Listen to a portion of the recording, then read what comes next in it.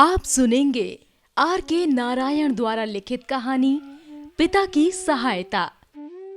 बिस्तर पर लेटे स्वामी को ये सोचकर डर सा लगा कि आज सोमवार की सुबह है। लगता था अभी एक क्षण पहले ही शुक्रवार की आखिरी क्लास हुई है। भले ही 2 दिन बीत चुके थे, उसे आशा थी कि इस बीच भूचाल आने से स्कूल की इमारत धूल में मिल चुकी होगी, लेकिन ऐसी अनेक इच्छाओं के बावजूद अल्बर्ट मिशन स्कूल 100 साल से मजबूती से खड़ा था। 9 बजे के करीब स्वामीनाथन ने कहा, मेरे सिर में दर्द है। उसकी माँ ने कहा, तुम गाड़ी में बैठकर स्कूल क्यों नहीं चले जाते, जिससे मैं वहां तक पहुंचते पहुंचते ही अधमरा हो जाऊं।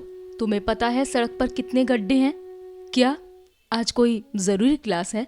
जरूरी? अरे भूगोल का मास्टर साल भर से एक ही सबक पढ़ाए जा रहा है और गणित की क्लास है, जिसका मतलब है कि घंटे भर टीचर से मार खाते रहो। क्या ये जरूरी है? ये सुनकर माँ ने कहा कि फिर तो घर पर ही आराम करो। 9:30 बजे जब स्वामी क्लास में प्रेयर कर रहा होता, वो माँ के बिस्तर पर आराम कर रहा था। पिता ने पूछा, आज स्कूल की छुट्टी है? सिर में दर्द है, स्वामी ने जवाब दिया। इतवार को दिन भर घूमोगे तो सोमवार को सिर दर्द क्यों ना होगा? स्वामी जानता था कि पिता कितने सख्त हो सकते हैं, इसीलिए उसने नया बहाना बनाया। अब इतनी देर में स्कूल कैसे जा सकता हूँ? ठीक है, लेकिन ये तुम्हारी अपनी गलती है, इसीलिए तुम्हें जाना चाहिए। छुट्टी करने से पहले तुम्हें मुझसे पूछना चाहिए था। मैं इतनी देर से पहुंचा तो टीचर क्या सोचेगा? कह देना सिर में दर्द था इसीलिए देर हो गई। मैं ये कहूंगा तो वो मारेगा। अच्छा, देखते हैं, क्या नाम है उसका? सैमुअल। वो लड़कों को मारता है? बहुत मारता है, खास तौर से देर से आने वाले लड़कों को। कुछ देर पहले एक लड़का देर से आया तो उसे पूरे पीरियड कोने में मुर्गा बनाकर खड़ा रखा। इससे पहले 6 बैत मारे और कान भी खींचे। मैं तो सैमुअल की क्लास में देर से हरगिज नहीं जाऊंगा। अगर वो इतना मारता है तो हेडमास्टर से शिकायत क्यों नहीं करते? लोग कहते हैं हेडमास्टर साहब भी उससे डरते हैं, ऐसा खतरनाक आदमी है वो। फिर उसने सैमुअल की सख्ती का बड़ा चटपटा विवरण पिता को सुनाया। वो लड़कों को तब तक बैंत लगाता रहता था जब तक हाथों से खून न टपकने लगे, और फिर ये खून उनके माथे पर लाल बिंदी की तरह लगवाता। स्वामी ने सोचा कि ये कहानी सुनने के बाद पिता उसे स्कूल जाने से रोक देंगे, लेकिन उन्होंने इसका एक नया उपाय बताया। वे बहुत उत्तेजित होकर कहने लगे, ये सुअर बच्चों को इस तरह कैसे मार सकते हैं? इन्हें तो स्कूल से निकाल बाहर करना चाहिए। अच्छा, मैं देखता हूँ। उन्होंने तय किया कि वो स्वामी को और देर से स्कूल भेजेंगे। उसे खत लिखकर देंगे कि उसे हेडमास्टर को दे दे। इसके लिए उन्होंने स्वामी का कोई विरोध नहीं माना। उसे स्कूल जाना ही होगा। जब तक वो स्कूल जाने के लिए तैयार हुआ, पिता ने एक लंबा खत लिखकर तैयार कर लिया था। उसे लिफाफे में रखा और गोंद से चिपका दिया। स्वामी ने डरते हुए पूछा, इसमें आपने क्या लिखा है? ये तुम्हारे जानने की बात नहीं है। इसे हेडमास्टर को देना और क्लास में चले जाना। क्या आपने सैमुअल के बारे में शिकायत लिखी है? बहुत सी बातें लिखी हैं उसके बारे में।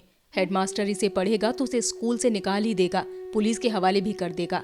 क्या किया है सैमुअल ने? उसने जो सब किया है उसका पूरा ब्यौरा खत में है। इसे देकर ही क्लास में जाना। शाम को उनसे उसकी पावती भी ले आना। स्वामी स्कूल जाते हुए सोचता रहा कि वो दुनिया का सबसे बड़ा झूठा है। उसकी आत्मा उसे परेशान करने लगी। वो तय नहीं कर पा रहा था कि सैमुअल के बारे में उसने कितनी सच्चाई बयान की है। वो समझ नहीं पा रहा था कि उसने जितनी बातें कही हैं उसमें कितनी सच है और कितनी झूठ है। वो सड़क पर 1 मिनट रुक गया और सोचने लगा कि सैमुअल इतना ज्यादा बुरा तो नहीं है। दरअसल वो दूसरों से ज्यादा ही अच्छा था। कभी कभी वो स्वामी की किसी बात पर मजाक भी करता था, जिसे स्वामी अपनी तारीफ के रूप में लेता था। लेकिन इसमें भी शक नहीं है कि वो लड़कों से बुरी तरह से पेश आता था। वो बैते भी मारता था। स्वामी ऐसी किसी घटना की याद करने लगा, लेकिन देर तक कोई घटना याद नहीं आई। बहुत साल पहले उसने पहली कक्षा के एक छात्र को बैत मारे थे और हाथों पर खून निकालने पर उसने माथे पर बिंदी लगवाई थी, लेकिन ये घटना किसी ने देखी नहीं थी। फिर भी ये कहानी हर साल लड़कों के मुंह से सुनी जाती थी। सैमुअल के व्यवहार के बारे में स्वामी कुछ निश्चित नहीं कर पा रहा था। वो अच्छा था या बुरा? उसके बारे में ये खत हेडमास्टर को दिया जाए या नहीं? एक क्षण को स्वामी के मन में आया कि घर वापस लौट जाए और पिताजी से ये पत्र वापसी ले लेने के लिए कहे, लेकिन वे बहुत कड़े आदमी थे। स्कूल की पीली इमारत के पास पहुंचते हुए वो महसूस करता रहा कि वो सैमुअल की झूठी शिकायत करवा रहा है। जिससे उसकी जिंदगी बर्बाद हो सकती है। हो सकता है कि हेडमास्टर साहब उसे नौकरी से निकाल दे, फिर पुलिस उसको पकड़ ले जाए और जेल में बंद कर दे। इस सब अपमान और कष्ट के लिए कौन जिम्मेदार होगा? स्वामी ये सोचते हुए कांपने लगा। वो सैमुअल के बारे में जितना सोचता उतना ही उसके लिए परेशान हो उठता। गहरा सांवला चेहरा, छोटी छोटी लाली लिए आंखें, पतली मूछें, शेव के बिना हल्के बालों से भरे गाल और ठोड़ी, पीला कोट, सब मिलाकर सैमुअल की उदास शक्ल उसके सामने आने लगी। जेब में रखे लिफाफे को महसूस करते हुए वो सोचने लगा कि वही कातिल है। उसे अब गुस्सा आने लगा और सोचने लगा कि इस झूठ से भरे खत को नाली में क्यों ना फेंक दिया जाए। स्कूल में घुसते ही उसे एक विचार आया जो इस समस्या का हल हो सकता था। वो ये खत हेडमास्टर को अभी नहीं देगा, शाम को घर लौटते हुए देगा। इस सीमा तक वो पिताजी की आज्ञा नहीं मानेगा और आजादी से काम लेगा।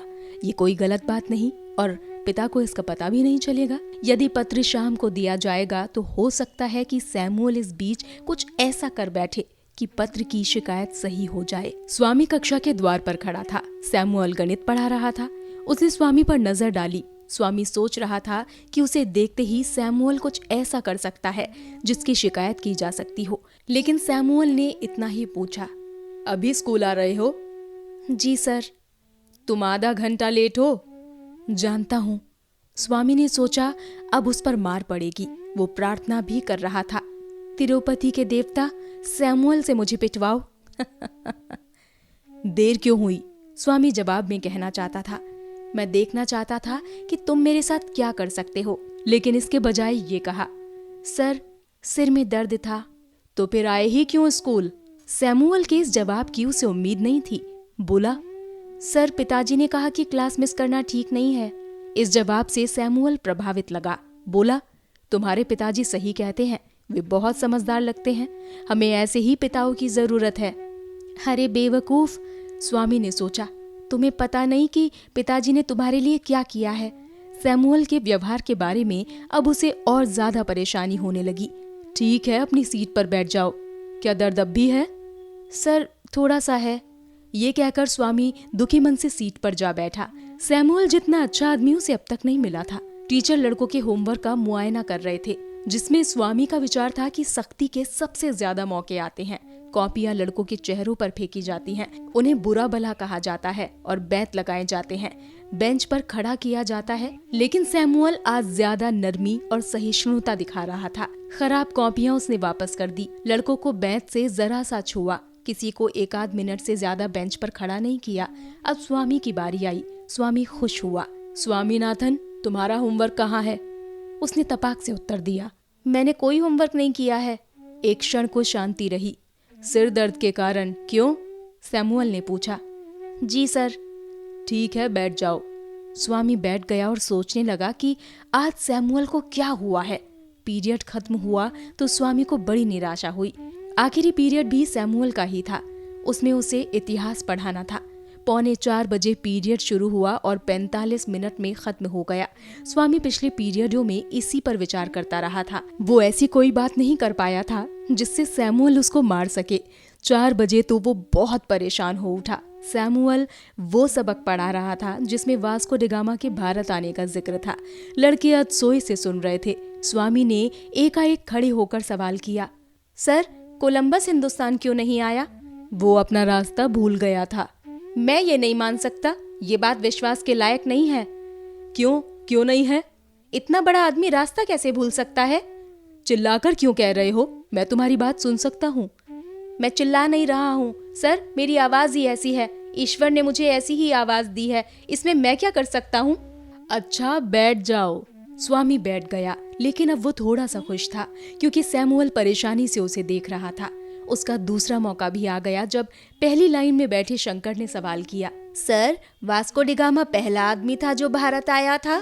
सैमुअल के जवाब देने से पहले स्वामी ने पिछली बेंच से और भी जोर से चिल्लाकर उत्तर दिया, लोग यही कहते हैं।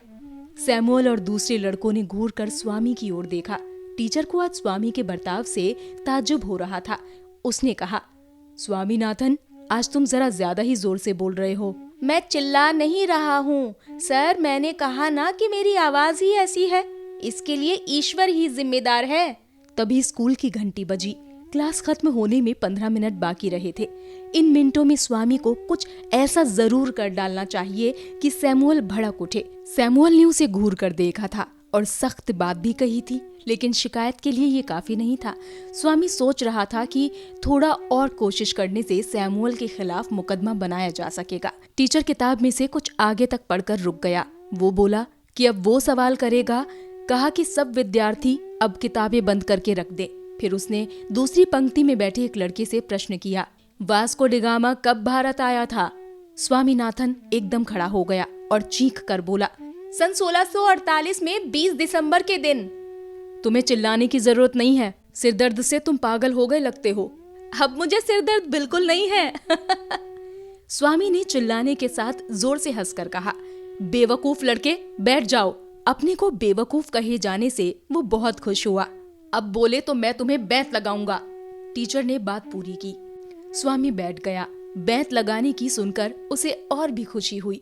टीचर आगे कहने लगा, अब मैं मुगल साम्राज्य के बारे में कुछ सवाल पूछूंगा। मुगल बादशाहों में आप किसको सबसे महान, किसको सबसे शक्तिशाली और किसको सबसे धार्मिक बादशाह मानते हैं? स्वामी उठ खड़ा हुआ। उसे देखते ही टीचर ने कहा, तुम बैठ जाओ। सर, मैं जवाब देना चाहता हूँ। बैठ जाओ। मैं नहीं बैठूंगा। अभी मैंने क्या कहा कि तुम नहीं बैठोगे तो मैं क्या करूंगा? आपने कहा कि आप मुझे बैंत से मारोगे, घुटने से खून निकाल देंगे और उससे माथे पर टीका लगवाएंगे। ठीक है, यहाँ आओ। स्वामीनाथन सीट से कूदकर सामने आया और मेज के पास जा पहुंचा। टीचर ने दराज से बैंत निकाला और गुस्से से कहा, शैतान, हाथ आगे बढ़ाओ। उसने हर हाथ पर 3 दफा बैंत लगाए। स्वामी ने उन्हें बिना हिलाए सह लिया। कुछ और बैंत लगाकर उसने पूछा, ये काफी है कि और चाहिए? स्वामी ने फिर हाथ आगे बढ़ाए और 2 बैंतें और खा लिए। तभी छुट्टी की घंटी बज उठी। स्वामी के हाथ दर्द कर रहे थे, लेकिन वो प्रसन्न मन से वापस लौटा। किताबें उठाई, जेब से पत्र निकाला और हेडमास्टर के दफ्तर की तरफ बढ़ा। दरवाजे पर ताला लगा था। उसने चपरासी से पूछा, हेडमास्टर साहब कहाँ हैं? उनसे क्या काम है? मेरे पिताजी ने एक पत्र भेजा है। उन्होंने दोपहर की छुट्टी ले ली थी और अब 1 हफ्ते बाद आएंगे। तुम असिस्टेंट हेडमास्टर को खत दे सकते हो। वे कौन है? सैमुअल साहब, वे यहीं आ रहे होंगे। स्वामी वहां से तेजी से भागा। घर पहुंचकर खत पिताजी को दिया तो वो बोले, मैं जानता था कि तुम खत नहीं दोगे, डरपोक हो तुम। हेडमास्टर साहब छुट्टी पर गए हैं। तुम झूठ भी बोल रहे हो अब। स्वामी ने खत हाथ में लेकर कहा, जब वापस आ जाएंगे तब जरूर दे दूंगा।